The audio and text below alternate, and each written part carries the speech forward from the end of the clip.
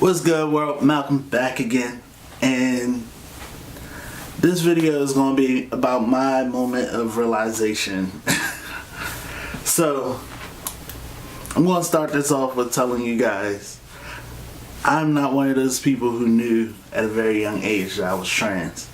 I knew at a very young age that something wasn't right, something was different, but I didn't know that I was trans. For that matter, I didn't even know what trans was.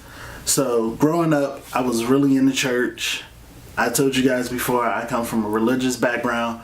My family has a religious background, so that is what I knew. I knew growing up, church. I did see, like, we had some people in my town who were older guys who still identify as guys, but they dress like women.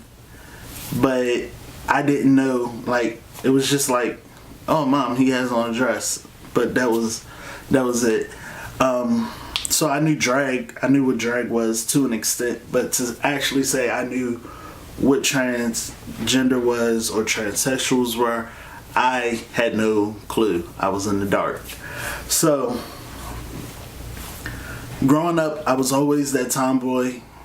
I was the one who went with the boys everywhere. If they were playing football, I was playing football. If they were riding bikes through the neighborhood, I was riding bikes through the neighborhood. That was my, like, that was where I was at. That was my circle. I really didn't hang with girls until I got older. I repelled anything feminine. I had this bag of Barbie dolls growing up, and I took all of them and put them in a trash bag and put the trash bag in the shed. I didn't want anything to do with it. Once my aunt got old enough to play with them, I was like, here you go. I don't want them.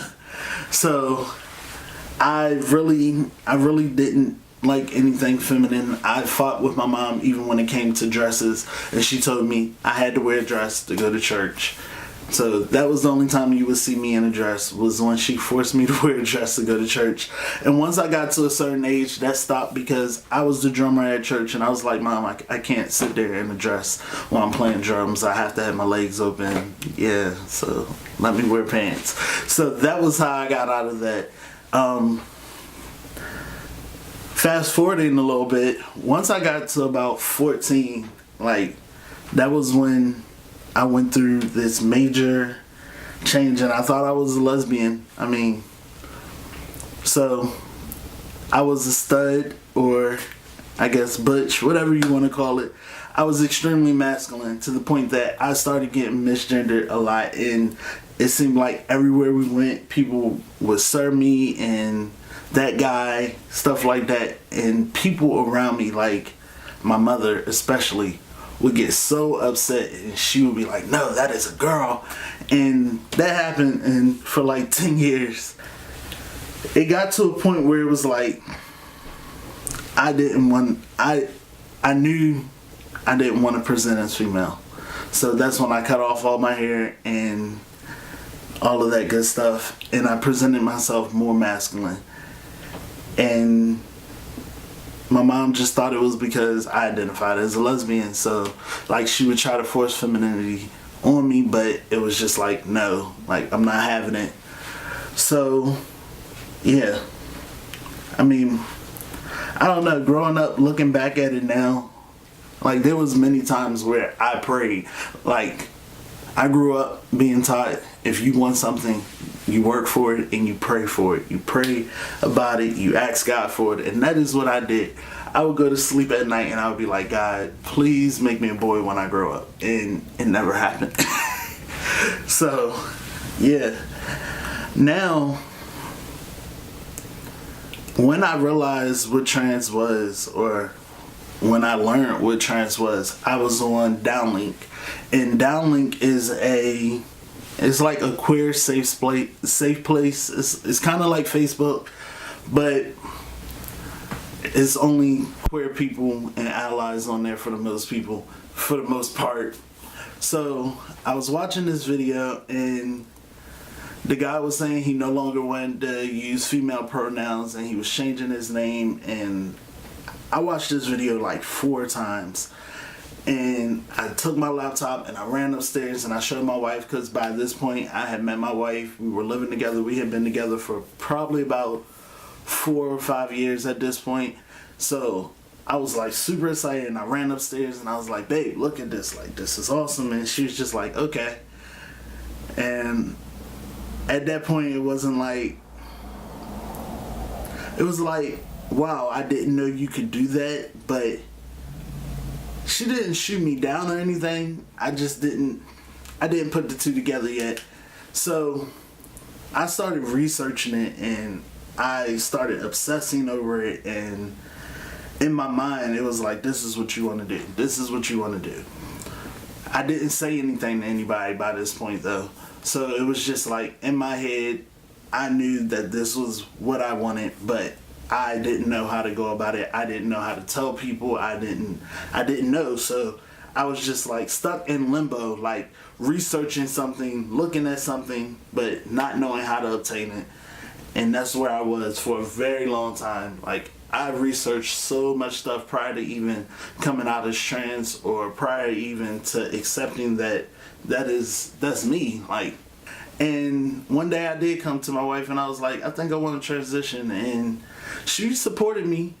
She definitely was like, well, if that's what you want to do. And then she was like, but what about your mother? Now, I haven't really told you guys about my mom.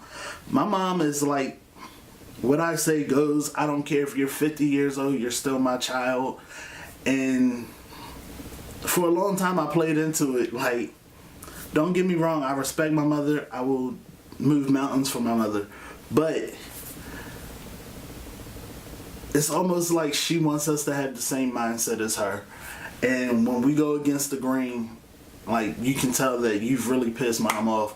So I kind of backtracked and I was like, you know what? Yeah, I'm not going to do this, because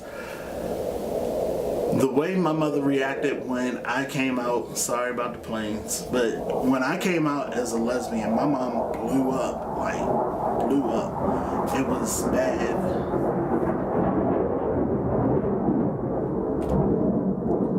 It was really bad. Like, we didn't talk for a little bit, and then shortly after that I moved out, and we kind of went our separate ways for like a year and a half. I was 16.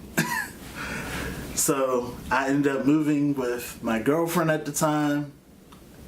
After that, a little bit after that, I ended up moving with my girlfriend in DC, and then I came back home. That's a long story, very wild, very crazy. But by that point, it was like a year and a half later, and she kind of accepted that that's who I was. She didn't like it, but she accepted it, and it was very awkward when she would introduce me, because when I came back from DC, I cut all my hair off. I was completely different by that point, and I could tell that it bothered her. So, like, for me to come to my mom and be like, oh, I'm trans, like, that was going to be a big deal. So that was, I would say that was about maybe 5 years ago now at this point. And after that, I stopped talking about it. I was still looking it up, but it kept coming up. Like 6 months later, it came up again. A year later, it came up again. So it was probably, I would say, about 3 years, 3 to 4 years, and then it came up for the final time, and I was like, that's what I'm going to do. Despite what people say and despite how they're going to feel, this is what I want to do. So I talked to my wife again, and she was like, well, I support you 100%. And she got super excited and started writing down all these names. I told you guys I went through a lot of names prior. But then it was like time to tell my mom. And you know how you prime a lawnmower? Like, you hit the button until it starts. That's what I did. So my mom came to my job a lot then, and she came and I was like, we need to talk, and I need you to have an open mind. And she was like, you're not going to get a penis, are you?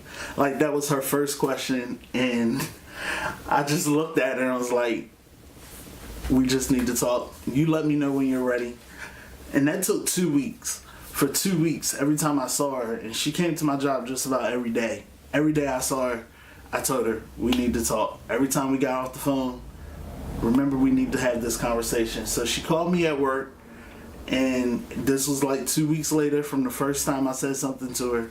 And she was like, well, what do you need to talk to me about? And I told her, I was like, I'm transitioning, and I'm probably going to change my name.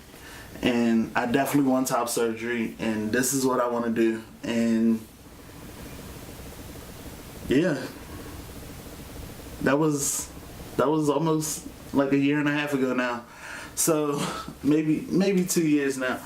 So she accepted it eventually. It's still been touch and go, like with pronouns and names. Like, she can text me one thing, but when she sees me in her face, she has to go to my old name and female pronouns for some reason. I don't get it. But it took a lot, and it all sparked from social media. And that's crazy to me, because I went from not knowing anything about what it was to actually feeling comfortable in that space and that becoming who I wanted to be. So that was my moment. Drop me a comment down below. Let me know what your moment was. What did it for you? And share, like, subscribe. I have something planned for you guys. I'm coming up on a year on T. So I told you guys in the last video that I definitely want to do something for you guys, for supporting me through this whole thing, for those who have subscribed to my channel, all of that good stuff. So drop me a comment, let me know how you guys feel about it, and that is it. Like me on Snapchat, or add me, whatever it is, on Snapchat. That is where I'm most active at. That is where you're going to get the fastest response from me. So that's all I got for you guys today. Stay true to you. I'm out.